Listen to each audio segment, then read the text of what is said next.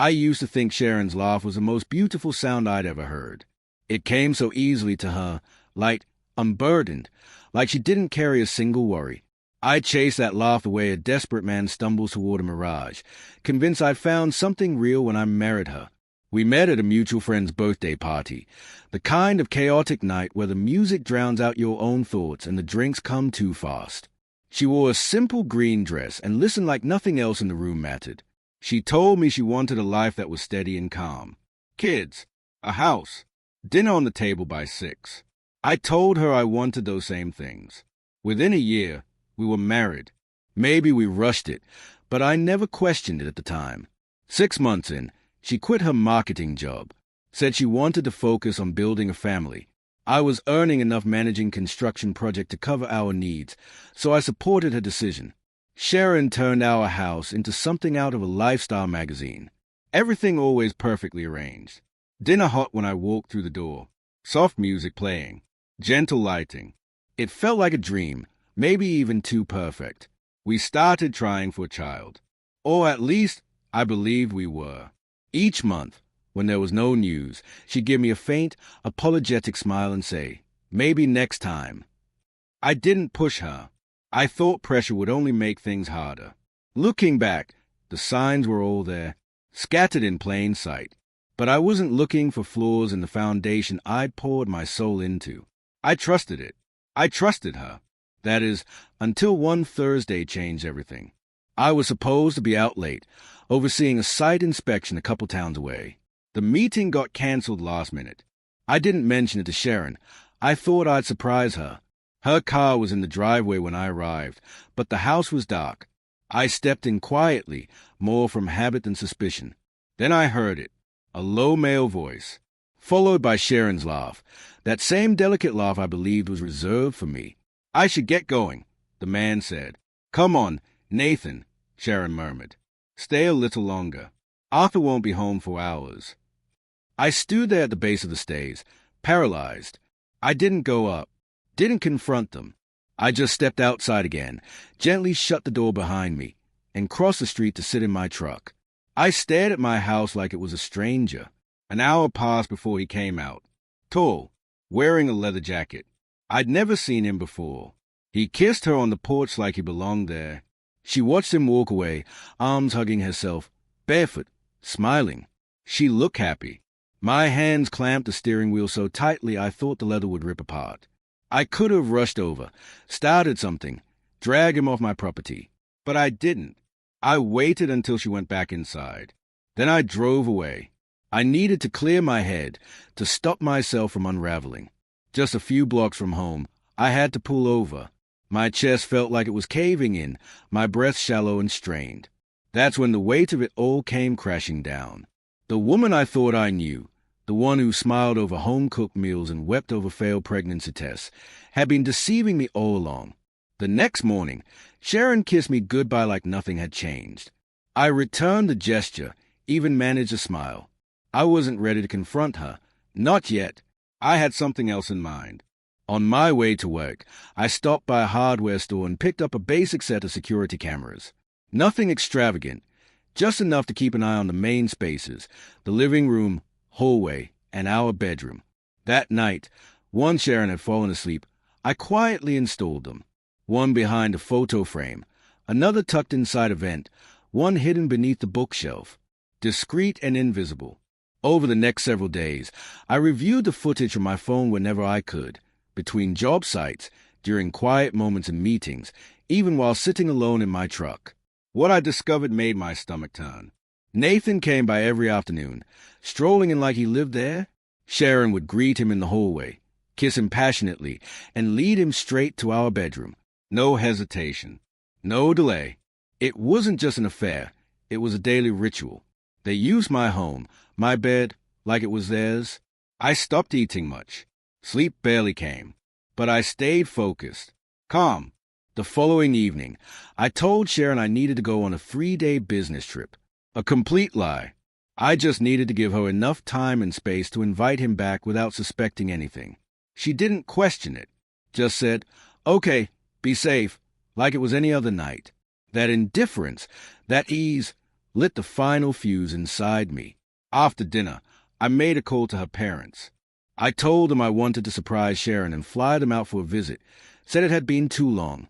They were thrilled, excited.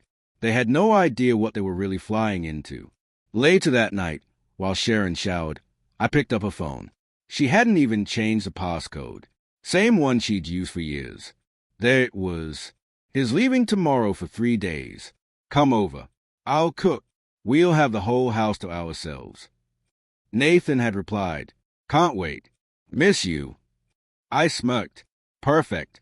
I booked 2 first-class seats for her parents, Thomas and Linda. They were set to arrive the next afternoon. The next morning, I packed a small duffel bag. Sharon moved through the kitchen with a spring in her step, humming like a teenager sneaking around behind her parents' backs. I leaned in for a kiss. She turned her cheek. "See you in a few days," I said. "Yeah," she mumbled, barely glancing up. "Text me when you land." I walked out without a glance backward. Instead of the airport, I checked into a modest hotel just 5 minutes away. Simple, quiet, enough. I sat by the window, phone in hand, security feed open.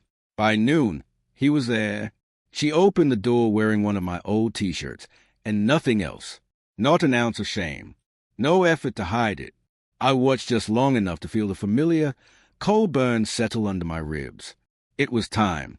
By 3 p.m., I pulled into the airport parking lot. Thomas and Linda were already waiting, their faces lit up with joy. "She's going to lose it," Linda said, giving me a warm hug. "She has no idea," I replied, grabbing their bags. Thomas clapped me on the back. "Feels like ages." The drive back was quiet. I kept glancing at the camera feed. Nathan's car was still in my driveway. They were about to see the truth for themselves. When we pulled up, the street was calm. Sharon's bedroom door remained shut.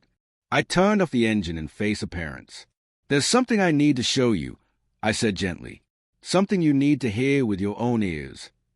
They looked confused but nodded. We slipped through the front door silently. I motioned for them to stay close and keep low. The house reeked of perfume and sweat, the scent curdling in my stomach. From above, faint moans drifted down the stairs. Thomas froze beside me. Linda clutched his arm. I didn't give them time to reconsider. I climbed the stairs quickly and shoved the bedroom door open. It swung wide, and there they were, Sharon and Nathan, completely naked, tangled in the sheets, caught mid-embrace. Sharon's face drained of color, her mouth hanging open in stunned silence. Nathan didn't move, one hand resting on her thigh. No one said a word. The silence was crushing. Only their shallow breathing filled the room. Then Thomas broke. "What the hell is this?" he shouted, voice shaking with fury. Linda covered her mouth, eyes wide, frozen in disbelief. Sharon scrambled to pull the blanket around herself. "Arthur, I can explain." "No," I cut her off, my tone sharp, ice cold. "No, you can't." Nathan lunged for his jeans, fumbling to dress. I moved fast, grabbed his arm, yanked him upright. "Out of my house. Arthur, man." I slammed him against the doorframe so hard the wall trembled. He stumbled, half-dressed, down the stairs. I followed just long enough to watch his car screech out of my driveway. When I returned upstairs, Sharon was crying, clutching a robe, pleading. "Arthur, please," she sobbed. "It was a mistake." "I never intended for you to find out like this," Sharon said through her tears. Thomas' voice cut through the tension, sharp with disbelief. "You mean you didn't expect us to find out?" Linda stood silently, her eyes filled with unshed tears. "We raised you better than this." Sharon turned to face them, her sobs growing more frantic. "It's not what it seems." I couldn't help the dark chuckle that escaped me. "You really think you can say that, standing here half-dressed with him?" She crumpled onto the bed, her face buried in her hands, but I didn't care. I moved to the closet and began pulling out her clothes, tossing them carelessly into a suitcase. "What are you doing?" she cried, her voice desperate. "Packing your things," I answered coldly. "You're leaving today." Her parents stood there, silent. They didn't intervene, didn't defend her. They simply watched, disappointed, ashamed. Exactly how I wanted it. The suitcase zipped shut with a sharp snap, making her flinch. You don't get to stay here. You don't get to cry your way out of this. Sharon stood, trembling, clutching her robe as though it could shield her. Arthur, please, can we just talk? Just the two of us. Thomas stepped forward, his voice firm and unforgiving. I don't think you understand. You've distanced yourself, and us. Linda's voice shook, her disappointment evident. We trusted you. We believed in your marriage. Sharon's face crumpled, shaking her head, her sobs growing louder. It just got out of hand. I never meant to hurt anyone. I stared at her, feeling as if I was seeing a stranger. You never meant to hurt anyone. I said, disbelief thick in my voice. You did it every single day. Every time you let him into our home. She collapsed, sinking to the floor, sobbing uncontrollably, but I didn't flinch. I didn't care anymore. I grabbed the suitcase and dragged it downstairs, tossing it out onto the front porch. When I came back inside, she was still crying, but her parents weren't comforting her. They weren't even looking at her. Thomas met my eyes, his gaze full of quiet understanding. If you need anything from us, just say the word. I nodded, giving him a simple thanks. But I've got it. I turned to Sharon. Get out. Now. She stood slowly, the robe slipping from her shoulders, her body trembling from more than just a cold. I have nowhere to go, she whispered. Not my problem, I replied coldly. You made this mess. Go figure it out somewhere else. Thomas and Linda led her out of the house in complete silence. No comforting, no goodbyes, just heartbreak. I closed the door behind them and locked it. For the first time in a long while, I could breathe freely. The next morning, I went to a lawyer's office. I started the divorce paperwork. A few days later, I signed the documents without a moment's hesitation and walked away without a second glance. Sharon was no longer my wife, just another mistake that had finally been fixed. The divorce moved swiftly. A few months later, the judge signed the final papers. No contest, no drawn-out legal battles. Sharon didn't even bother to hire a lawyer. She didn't fight for the house or try to take my savings. Maybe she was too broken to care. Maybe she knew it was pointless. Either way, I didn't care. The house was mine. The truck was mine. My life was mine again. After the dust settled, I took a few days off work and cleaned the bedroom from top to bottom. Fresh sheets, a new coat of paint. Every trace of her was gone. It wasn't about anger anymore. It was about reclaiming my space. My peace. I didn't stalk her social media.